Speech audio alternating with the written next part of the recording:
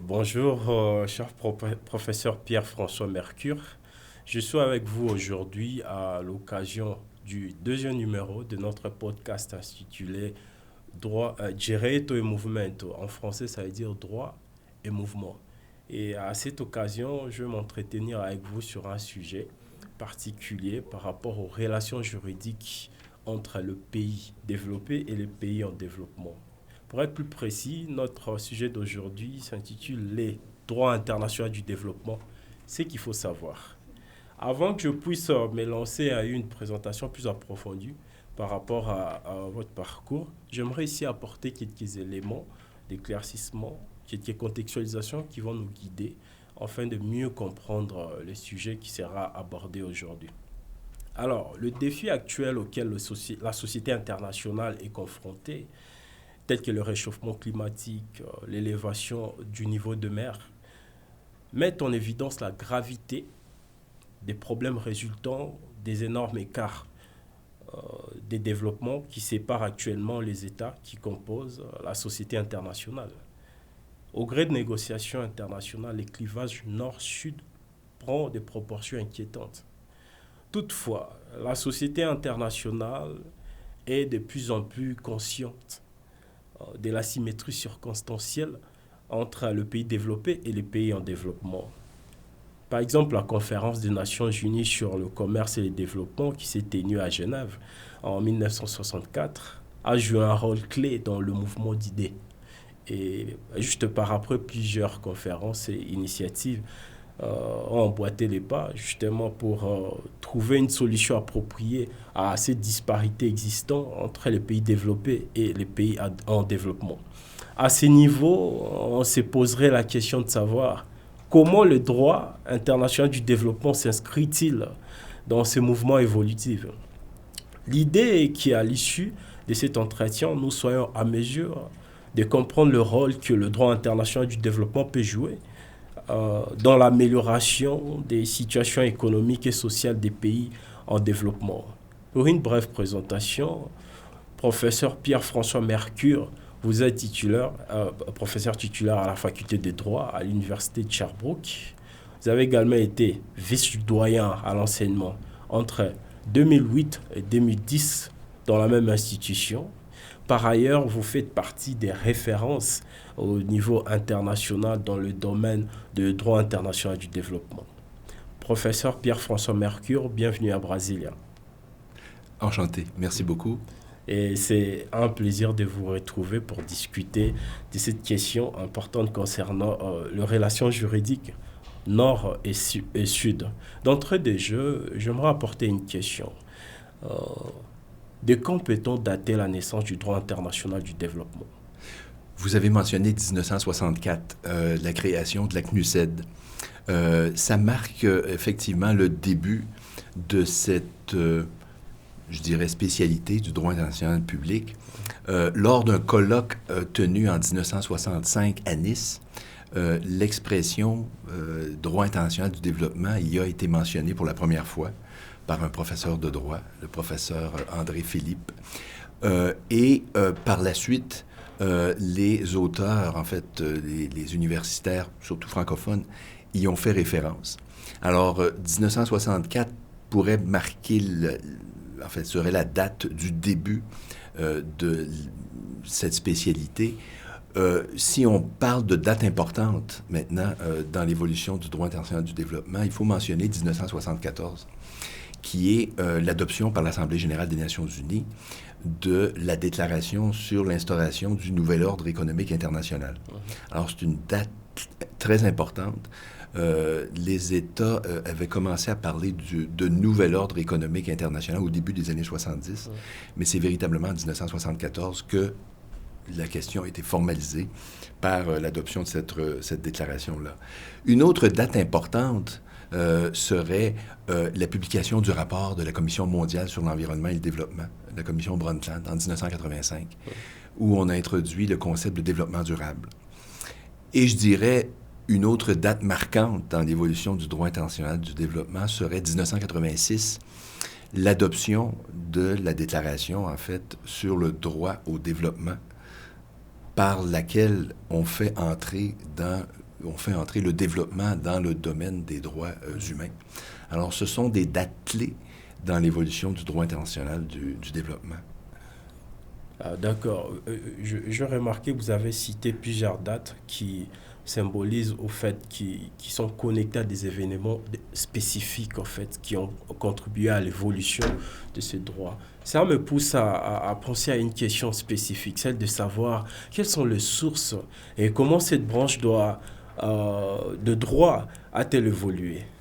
Bon, les sources du droit international du développement sont les mêmes que celles que dans les autres branches du droit international public, que ce soit le droit international de l'environnement, le droit de la mer.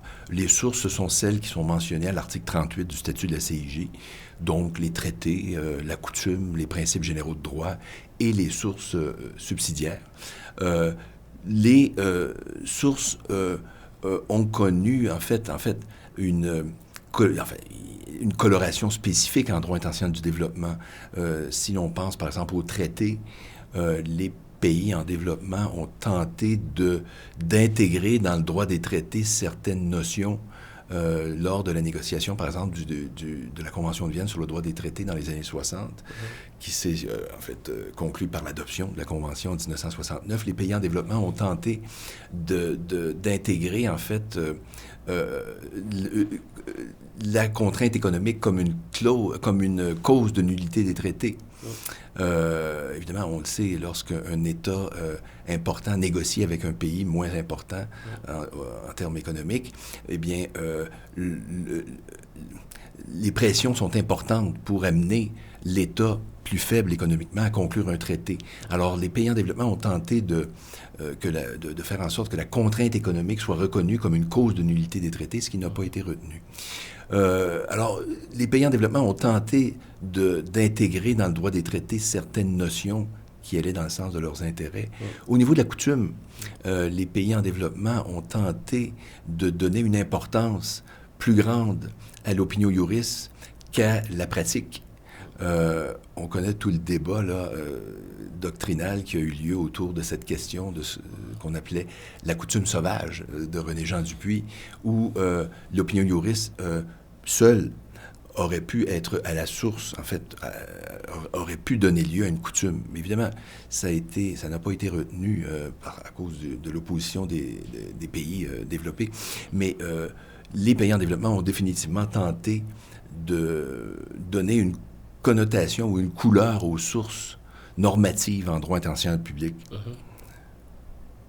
Ah, d'accord. Vous avez souligné un point intéressant, celui de la contrainte économique. Et le refus, en fait, des pays développés d'incorporer ces concepts dans l'évolution normative des textes applicables dans ces domaines de droit dont nous sommes en train d'analyser. Ça me fait penser à une question spécifique. Bien évidemment, cette résistance des pays développés a poussé, bien entendu, à des critiques. Alors, j'aimerais savoir quelles sont les critiques adressées au droit international du développement. En fait, le droit international du développement est un droit qui est né dans la contestation. Contestation qui est née dans les années 60 et s'est vraiment formalisée dans les années 70, comme on disait tantôt, avec l'adoption du nouvel ordre de l'idée du nouvel ordre économique international. Les pays en développement manifestaient leur opposition au système économique en place et par conséquent aussi au système juridique en place. On parlait tout à l'heure des sources. Les pays en développement se sont opposés, en fait, tout de suite, dans les années 60, à la coutume de façon générale, en soutenant que la coutume s'était construite, en fait, en dehors de leur volonté, parce qu'il n'existait pas, les pays en développement, avant les années 60. Là. Bon, l'ONU a été créée en 1945 par des puissances colonisatrices des pays développés. Alors, des pays en développement qui sont devenus souverains et majoritaires à l'Assemblée générale dans les années 60 se sont opposés à l'idée de la coutume de façon générale en disant « nous n'y avons pas participé à l'élaboration de cette coutume ». Par conséquent, ils se sont tout de suite rebiffés, en fait, à l'égard de la coutume. Donc, contestation importante dans les années 60-70, contestation qui disparaît en quelque sorte dans les années 90 à cause notamment de la chute du mur de Berlin, puis bon, le capitalisme qui l'emporte là, tout azimut dans les relations internationales. Alors, les pays en développement ont considéré à partir des années 90 qu'ils devaient négocier avec les pays développés pour atteindre les objectifs là, qui les intéressaient. Donc, c'est un droit qui est né dans la contestation, mais qui a évolué vers le compromis et vers l'échange, en fait, de considérations entre les deux parties. D'accord. Du coup, là, je pense à une question. Ça démontre qu'il y a eu énormément de résistance de deux côtés. Alors, j'aimerais savoir, le pays de développement, pour leur compte, ils basaient leur résistance de ne pas accepter la position de pays en développement en utilisant quel argument exactement? Quelle était leur position pour défendre cette résistance contre les avancées ou les assauts juridiques des pays en développement? Les pays développés, eux, s'appuyaient carrément sur la notion de souveraineté telle que consacrée par la Charte des Nations Unies, qui a l'effet que tous les États sont égaux. Les États sont souverains et égaux. Alors, les pays développés, eux, leur position traditionnelle, c'était de dire il n'y a pas de catégorie d'États. Tous les États sont souverains et égaux. Et par conséquent, on ne doit pas faire de distinction entre les États. Tandis que les pays en développement, eux, soutenaient l'argument qu'il devait y avoir une dualité de normes applicables aux États. Parce que même si, juridiquement, tous les États étaient égaux en vertu de la Charte des Nations Unies, dans les faits, nous étions dans un système d'inégalité. Alors, les pays en développement ont voulu traduire dans des textes juridiques l'inégalité factuelle dont ils étaient victimes, d'où cette idée d'inégalité compensatoire, de traitement spécial et différencié, qui était promue par les pays en développement dans ces années-là, dans les années 60-70. Avec des résultats, en bout de ligne, somme toute, décevants. Somme toute décevants. Pourquoi? Parce que on doit dire tout de suite que dans les années 60-70, les pays en développement étaient dans une situation de demandeurs, n'ayant rien à offrir en échange. Et tantôt, on va parler du développement durable. 1985 marque une année importante pour l'évolution du droit international du développement, parce que pour la première fois dans l'histoire des relations Nord-Sud, la jeune histoire des relations Nord-Sud, qui a débuté, comme on le disait tantôt, en 1964. Alors, sur 20 ans, il s'est passé des choses, mais en 85, là, les pays en développement, ils ont une monnaie d'échange. La monnaie d'échange, c'est leur collaboration à la résolution de la problématique, des problématiques environnementales globales. On réalise, là, pour la première fois que tous les États doivent contribuer, collaborer à la résolution des problématiques environnementales globales. Et le rapport Brundtland, si vous le lisez attentivement, il fait état de tous les problèmes environnementaux globaux, changement climatique, diminution de la biodiversité, pollution des océans, il fait état aussi de tous les éléments du nouvel ordre économique international, les 12 ou 13 éléments qui composent le NOI. Alors, le rapport Brundtland, en fait, sans le dire expressément, mentionne que pour que les pays en développement collaborent à la résolution des problématiques environnementales globales, ils doivent obtenir des éléments à la pièce du NOI. Vous savez, la commission Brundtland a été formée par l'Assemblée générale des Nations unies. Alors, les commissaires étaient nommés par, en majorité, les pays en développement qui formaient la majorité à l'Assemblée générale à partir des années 60. Alors, le rapport Brundtland est un rapport, en fait, qui fait état du nouvel ordre économique international juxtaposé aux problématiques environnementales globales.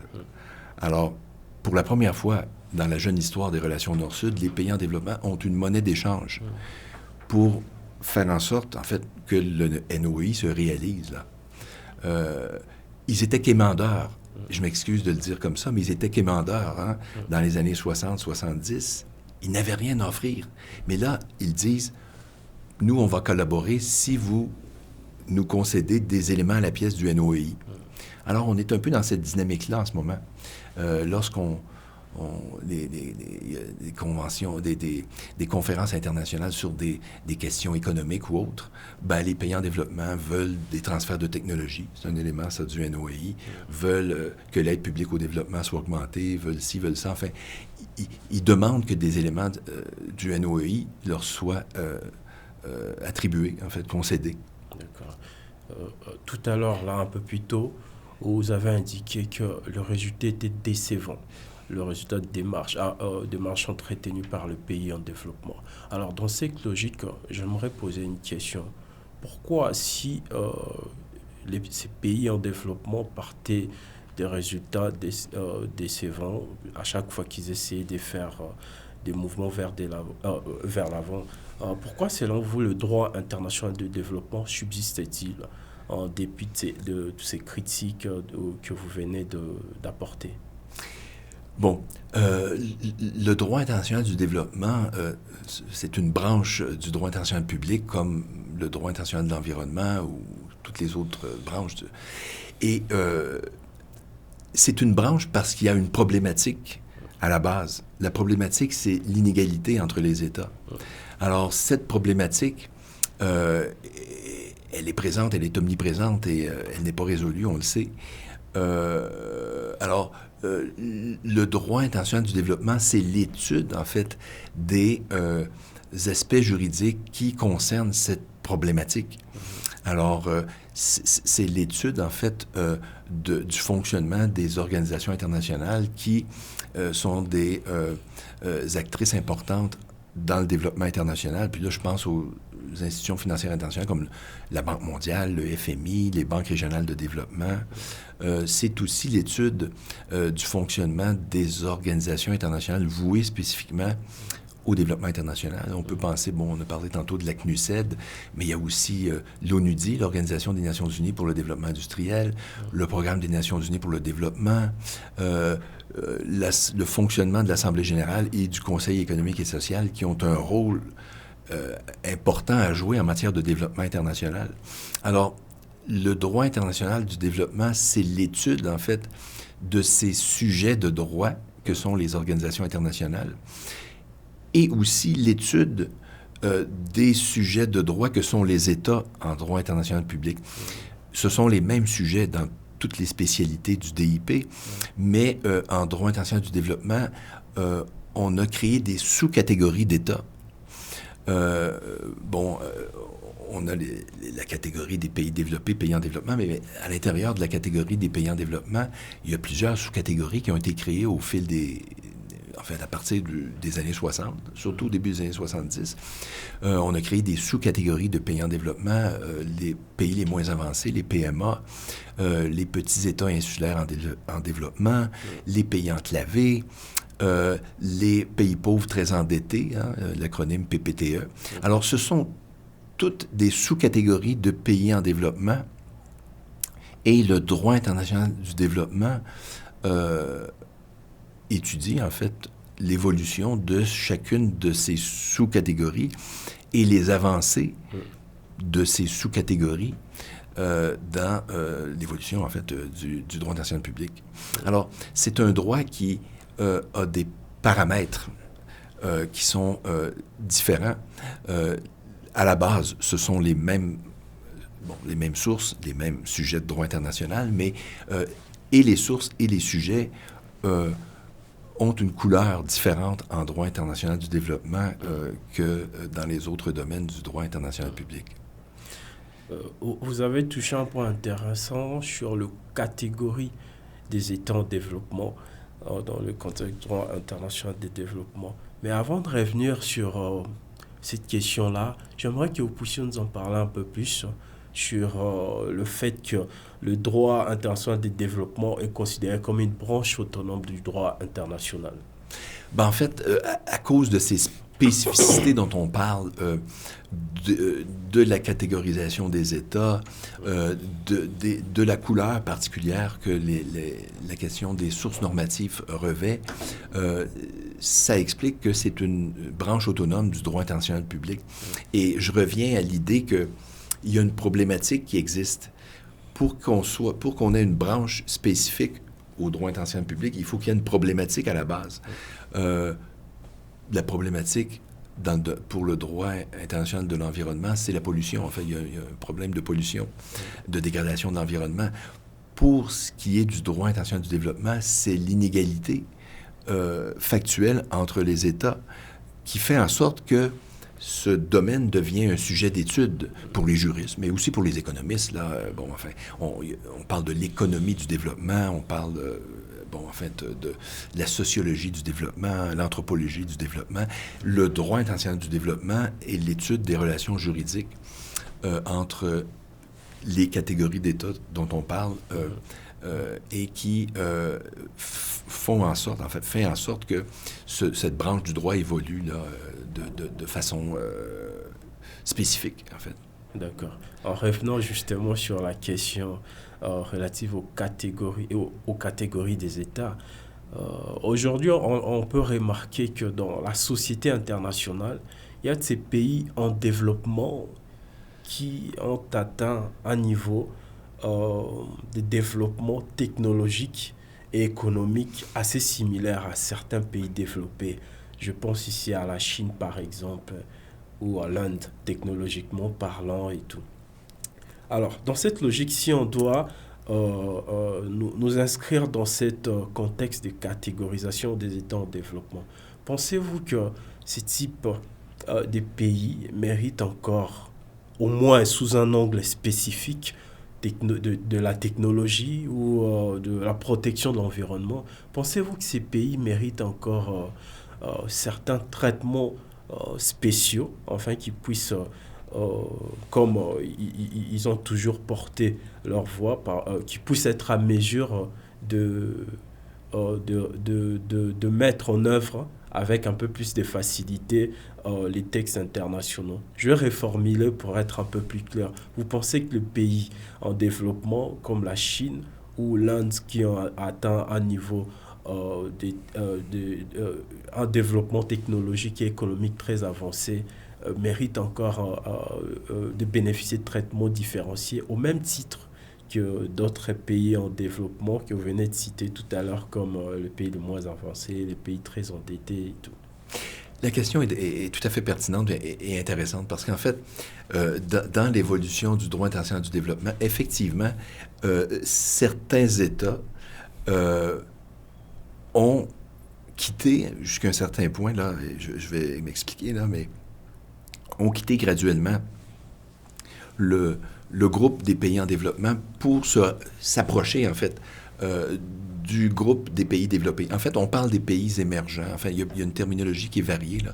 Pays émergents, nouveaux pays industrialisés. On parle des BRICS, bien souvent, là, dont le Brésil fait partie, avec la Russie, la Chine. Bon, enfin, alors, tous ces pays, nouveaux pays industrialisés, évidemment, ce sont des pays qui sont toujours considérés comme des pays en développement parce qu'en fait, et là, c'est toute la question des critères pour qu'un pays soit considéré en développement ou développé. Et si on se base sur les critères les plus reconnus, ceux de la Banque mondiale et du FMI, qui est le revenu par tête, le revenu par habitant, bien, la Chine est encore dans la catégorie des pays en développement. Elle connaît une croissance économique, on le sait, fulgurante. Et on prévoit que d'ici quelques années, elle va carrément dépasser, là, en termes de produit national brut total, là, de grands États comme les États-Unis. Mais ce qui fait que la Chine est encore dans la catégorie de pays en développement, c'est le revenu par tête qui est qui est inférieur au seuil qui est fixé par les institutions financières internationales, Banque mondiale, FMI. En Chine, par exemple, c'est la même chose en Inde, il y a un écart très grand entre les très riches et les pauvres.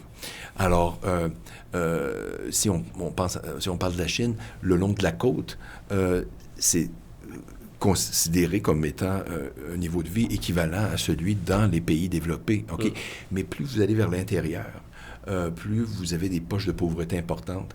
Et si vous faites la moyenne du produit intérieur brut ou national brut par tête et que vous divisez ça par la population, la Chine est encore dans la catégorie de pays en développement. Mais évidemment, ça crée des tensions énormes avec les pays développés parce qu'eux disent effectivement le traitement de ces pays-là devrait ne plus être différencié parce qu'ils sont maintenant, presque des pays développés, mais juridiquement et économiquement, ils ne le sont pas encore parce que ils sont dans la catégorie des pays en développement. Mais évidemment, ça crée des tensions. Et ça, c'est un nouveau phénomène. Ce phénomène de nouveaux pays industrialisés ou de pays émergents s'est produit, en fait, dans les années 80, avec les dragons asiatiques, là, Singapour, Hong Kong, tout ça, qui ont connu une croissance économique très importante. Et c'est à partir de ce moment-là que les tensions ont commencé entre les pays développés et ces pays émergents, qui sont des pays dont l'économie est très agressive et qui croient. Ce sont des pays dont la croissance économique est fulgurante. Alors, évidemment, ça cause des tensions. Mais juridiquement, ils sont considérés encore, pour beaucoup d'entre eux, comme des pays en développement à cause des critères ou des listes qui sont préparées par les institutions financières, Banque mondiale, FMI, essentiellement, et les banques régionales de développement aussi. D'accord. Je ne veux pas ici remettre en question les critères utilisés par ces institutions financières comme la Banque mondiale, bien entendu. Mais j'aimerais quand même poser une question. Prenant en compte la complexité actuelle de la société internationale, pensez-vous que c'est référé que à des critères utilisés par les institutions financières pour catégoriser les pays reste encore pertinent, ou il serait peut-être intéressant d'utiliser une approche des combinaisons des critères pour identifier quel pays peut être considéré dans telle ou telle catégorie des États, dans ces bols des pays en développement? La question est intéressante. Ça amène certaines clarifications sur, justement, la classification des États. Ce qui est reconnu depuis les années 90. En fait, chaque organisation internationale a son propre système de classification. Certains, comme les institutions financières internationales, vont vraiment retenir le critère du revenu par tête. Mais d'autres organisations internationales vont se baser sur ce qu'on appelle l'indice de développement humain, l'IDH, qui a été créé par le PNUD, le Programme des Nations Unies pour le développement, au début des années 90, où là, on intègre le volet santé et le volet éducation. On a le volet économique, qui est le revenu par habitant, mais on fait une espèce de calcul, en fait, pour mesurer, en fait, le niveau des services de santé et, en fait, l'état de l'éducation. Et donc, éducation, santé, revenu, ça nous donne une idée, en fait, du niveau de développement des États. L'IDH est plus représentatif que les listes qui sont basées que sur des facteurs économiques, parce que certains pays, les revenus par tête sont pas très élevés, mais le système d'éducation est excellent et le système de santé aussi est excellent. Alors, on doit regarder, en fait, le niveau de développement, pas juste avec la question économique, il faut intégrer d'autres variables. Alors, tout le système de la classification des États donne lieu là, quand même à une littérature assez abondante, là, parce qu'en fait, on compare les États à partir de selon différentes manières. Là. Intéressant ces débats parce que ça nous ramène justement à l'idée de prendre plusieurs éléments aux facteurs indicatifs dans la société, la santé, l'éducation, l'environnement et tous ces éléments mis ensemble, on pense directement à la question du développement durable. Alors, dans cette logique, j'aimerais vous poser une question intéressante. Quel lien peut-on établir entre le droit international du développement et le développement durable? Bon, le droit international du développement, tel qu'il a été conçu dans les années 60-70, se fondait sur la solidarité et l'équité. Alors, solidarité entre les États et équité entre les États, OK? Ce qui s'ajoutait, en fait, à l'idée d'égalité qui avait été consacrée par la Charte des Nations Unies, OK? Dans la Charte des Nations Unies, il n'y a pas question directe de solidarité et d'équité. C'est le droit international du développement qui a amené ces concepts-là dans les relations internationales, dans les relations interétatiques. On peut y ajouter comme principe fondateur du droit international du développement la durabilité. La durabilité qui est la prise en compte finalement de l'environnement dans le processus de développement. Ce qui a été amené ou consacré par justement la Commission mondiale sur l'environnement et le développement en 1985, où on dit le développement ne peut pas se faire sans tenir compte de l'environnement. Bon. Alors, ça amène une dimension tout à fait nouvelle à cette idée du développement, où les deux domaines doivent se concilier. Je ne vous cacherai pas que on est en 2024 et que les deux domaines ont beaucoup de difficultés. On a beaucoup de difficultés, je parle des États, à concilier les deux domaines. OK? Et on reste encore avec une espèce de logique, ou enfin, ce qui apparaît le plus éloquemment, c'est que les pays en développement, eux, favorisent plutôt le développement économique, et les pays développés, eux, s'intéressent plutôt à la protection de l'environnement. Alors, l'opposition entre les deux, sur papier, elle est résolue, mais dans les faits, il n'y a pas eu cette conjonction, en fait, cette jonction des deux domaines-là. Alors, on est un petit peu dans cette opposition entre les deux domaines encore de nos jours, là. Donc, la durabilité, c'est la conciliation du développement et de la protection de l'environnement, mais c'est beau, comme je vous dis, sur papier, mais dans les faits, il y a beaucoup de difficultés à concilier les deux, là. Quand vous parlez de ça, je pense directement au contexte de droit des climats, où les pays comme la Chine, une fois de plus, qui met en avant cet argument selon lequel les pays développés ont pompé des richesses pendant des années et des années, sans toutefois prendre en compte les préoccupations environnementales. Et quand il était temps pour que le pays en développement puisse également exploiter les richesses pour qu'ils puissent faire avancer leur économie, les pays développés mettent de l'avant cet argument du développement durable. Bien entendu, c'est un débat qui fait couler énormément d'encre et de salive, mais j'aimerais quand même avoir votre opinion. Pensez-vous, sous l'angle de perspective dans l'avenir, bien entendu, comment pensez-vous que cette situation pourrait se décanter, particulièrement dans de cadres juridiques bien spécifiques comme le droit de l'environnement ou encore le droit de la mer? Pensez-vous qu'il y a d'espoir en fait pour sortir de ces genres de débats? Il faut être optimiste. Mais je ne vous cacherai pas que,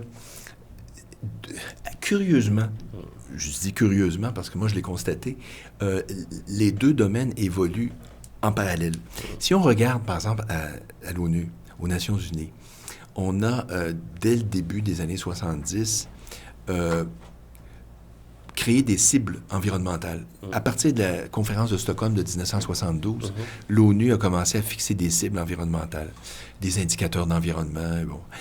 Dans le domaine du développement, l'ONU a élaboré, à partir des années 60, ce qu'on a appelé les stratégies décanales de développement.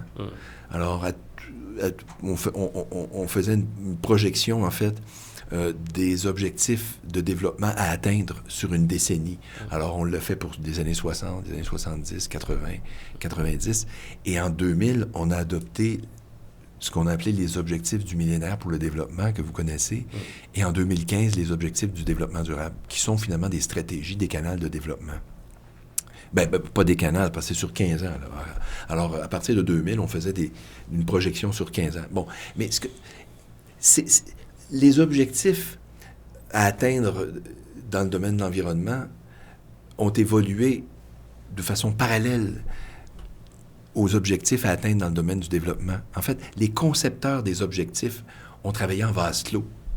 Assez curieusement, je ne sais pas pourquoi, si bien qu'on se retrouve avec des domaines qui ont évolué au sein de l'ONU, là. On parle de l'ONU, là, qui ont évolué de façon assez parallèle. OK? C'est difficile à ce moment-là de faire en sorte qu'il y ait une jonction entre les deux domaines. C'est vrai à l'ONU aussi dans le domaine des droits humains. Vous savez, on a adopté en 1986, je le disais tantôt, la Déclaration sur le développement, qui est une résolution de l'Assemblée générale des Nations unies. Depuis 1986, donc jusqu'à maintenant, on travaille à l'ONU sur l'adoption d'un pacte sur la reconnaissance du droit au développement comme un droit de la personne. Ça fait 25 ans, donc, qu'on travaille là-dessus, au Conseil des droits de l'homme, tout ça. On dit que, ce serait un pacte qui s'ajouterait aux deux pactes de 1966, celui sur les droits civils et économiques, puis l'autre sur les droits civils et politiques, et l'autre sur les droits économiques, sociaux et culturels. On aurait un troisième pacte sur le droit à un environnement sain. Et on travaille aussi à l'ONU sur un pacte sur la reconnaissance du droit à un environnement sain. Et ça se fait parallèlement par des comités qui travaillent en parallèle, qui ne se parlent pas vraiment. Comment peut-on expliquer ça? On a reconnu le développement durable en 1985. On dit qu'il faut concilier les deux. Comment se fait-il qu'à l'ONU, on travaille sur les deux dossiers, reconnaissance du droit au développement, reconnaissance du droit à l'environnement sain, à un environnement sain, de façon parallèle? Moi, j'ai beaucoup de difficultés à comprendre pourquoi on fonctionne de cette façon-là. Il y a toutes sortes de raisons qu'on peut avancer, là. Les questions environnementales, de droit de l'environnement, de reconnaissance du droit à un environnement sain, ont été beaucoup appréhendées par les spécialistes du droit de l'environnement, que ce soit le droit national de l'environnement, le droit international de l'environnement. Et les questions relatives au développement international ont été appréhendées plutôt par les spécialistes du développement économique et social, sans qu'il y ait eu nécessairement d'échange entre les deux. Alors, si dans le système onusien, il n'y a pas de vase communicant entre les deux domaines, il est difficile qu'il y ait ce contact en dehors de l'ONU. Alors, c'est peut-être une des raisons pourquoi les deux domaines évoluent de façon, de façon isolée. Récemment, je peux peut-être ajouter, j'ai travaillé sur un projet qui était parrainé par une ONG d'élaboration, en fait, d'un pacte sur la reconnaissance du droit à un environnement sain. Il y avait 30 universitaires qui travaillaient sur le projet. C'était tous des spécialistes du droit de l'environnement, du droit international de l'environnement. J'étais le seul sur les 30 spécialistes du développement international. Et j'ai poussé pour que le droit au développement soit intégré dans le projet de pacte sur lequel le comité a travaillé et puis qui va être déposé au Conseil des droits de l'homme là, incessamment. Alors, j'ai argumenté pour qu'on reconnaisse dans cette convention, ce projet de convention sur la reconnaissance du droit à un environnement sain, qu'on intègre ou qu'on inclut le droit au développement. On avait indiqué, on reconnaissait le droit à la santé, le droit à la vie, mais moi j'ai dit, il faut absolument qu'on intègre le droit au développement. Depuis 1985, on parle de la conciliation des deux. Alors, dans un pacte reconnaissant le droit à un environnement sain, il est impensable qu'il n'y ait pas la reconnaissance du droit au développement. Et là, il y avait des réticences des juristes qui sont des spécialistes du droit, du droit de l'environnement, qui disaient, oui, mais là, le développement, ça a une connotation qui est très économique. Puis, oui, mais je disais, le développement, là, ça a une connotation plus éclatée maintenant. Là, c'est le développement social aussi. C'est plus seulement le développement économique.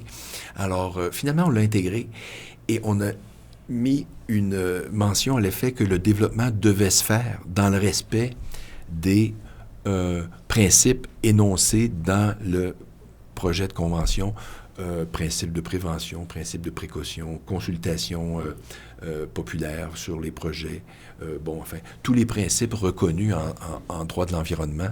Alors, le développement doit se faire, évidemment, en tenant compte de ces principes-là. Et le droit au développement a été intégré dans le projet de convention sur la reconnaissance du droit à un environnement sain. C'est tout à fait normal, selon moi. Et dans un projet de pacte sur la reconnaissance du droit au développement, il devrait y avoir inévitablement aussi la reconnaissance du droit à un environnement sain. Alors, il devrait y avoir qu'un pacte, selon moi. Pas un pacte sur le droit à un environnement sain et un autre sur le droit au développement. Il devrait y avoir qu'un pacte qui intégrerait les notions, en fait, les principes des deux domaines. On est loin de ça, mais idéalement, ça devrait être ça. Il faut penser à des mécanismes. Nous, les juristes, il faut penser à des mécanismes de conciliation de la protection de l'environnement et du développement économique et social.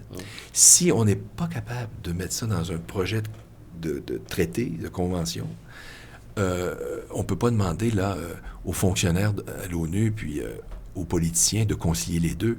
Il faut, nous, formaliser dans un texte les principes du développement économique et social et les principes de la protection de l'environnement. Mais ce n'est pas ce qui se fait en ce moment-là. Les deux projets de pacte dont je parle évoluent en parallèle. En d'autres termes, on n'est pas sorti de l'auberge. L'expression est tout à fait pertinente. Vous avez tout à fait raison. On n'est pas sorti d'auberge, mais le droit intentionnel du développement est jeune. C'est un droit qui n'a pas 50 ans.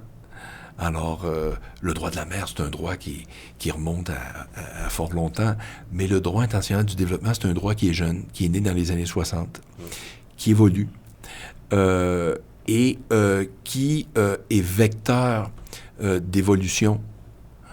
Et je dirais même qui porte les germes d'une espèce de petite révolution parce que il ne faut jamais oublier qu'il est basé sur le principe de la solidarité et de l'équité.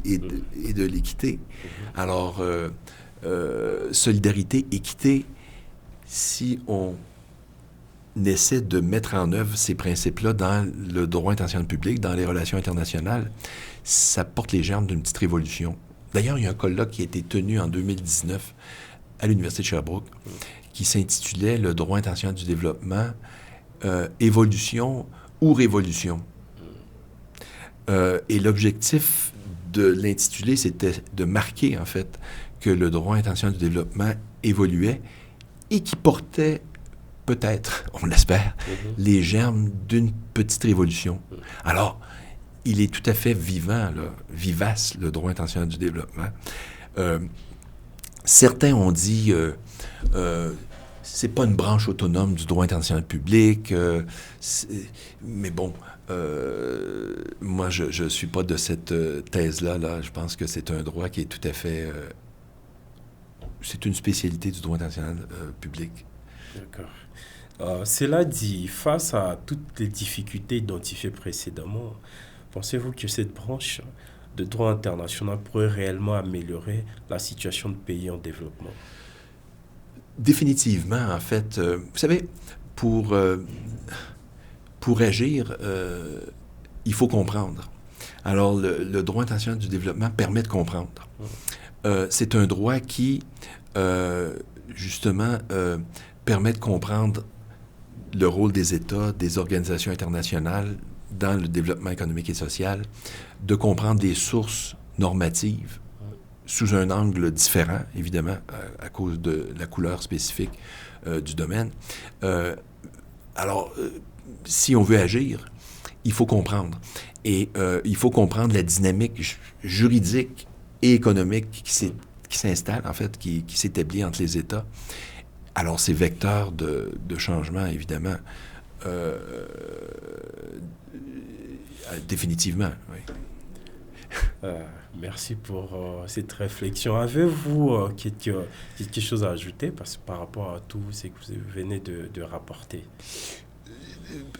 Moi, j'ajouterais que ceux qui ont dit que le droit international du développement était un droit, bon, dépassé, c'est bien souvent des gens, des juristes qui étaient déçus du constat qu'ils faisaient de la situation entre les États. Vous savez, cependant, il faut dire que, et les indicateurs de l'ONU le démontrent de façon éloquente, là, l'écart entre les revenus des États s'amenuise avec le temps. OK? Alors, tout n'est pas noir, tout n'est pas sombre dans le tableau là, des relations entre pays développés et pays en développement. OK? Certaines catégories de pays en développement, je pense aux pays les moins avancés, là, les PMA, là, et il y a à peu près 49, il me semble qu'il y a 49 pays qui sont dans la catégorie des PMA. Évidemment, eux, comme on dit, ils traînent de la patte, là, mais il faut mettre en place des mécanismes là, pour stimuler leur développement. Mais, mis à part les PMA, les autres pays en développement ont fait des progrès depuis les 20-30 dernières années qui sont assez importants. OK? Les objectifs du développement durable, OK, moi, je pense, sont porteurs de changements, OK? Il y a des avancées qui ont été faites avec les OMD entre 2000 et 2015, OK? Et avec les ODD, on a mis l'emphase sur ce qui n'avait pas abouti, finalement, là, je parle des OMD. Et je pense qu'en 2030, on pourra faire un constat d'une certaine avancée sur la question de l'égalisation, ou enfin, l'égalité des conditions entre les États. Donc, moi, je suis optimiste, là. Il faut être optimiste. Voilà, c'est sur cette note d'optimisme que nous allons conclure notre entretien. Merci beaucoup, professeur, pour avoir accepté notre invitation. Pour rappel, nous nous sommes entretenus avec le professeur Pierre-François Mercure, professeur titulaire à la faculté de droit à l'université de Sherbrooke, Canada, Québec, sur les thèmes le droit international du développement, ce qu'il faut savoir. Merci beaucoup, cher professeur. Merci beaucoup.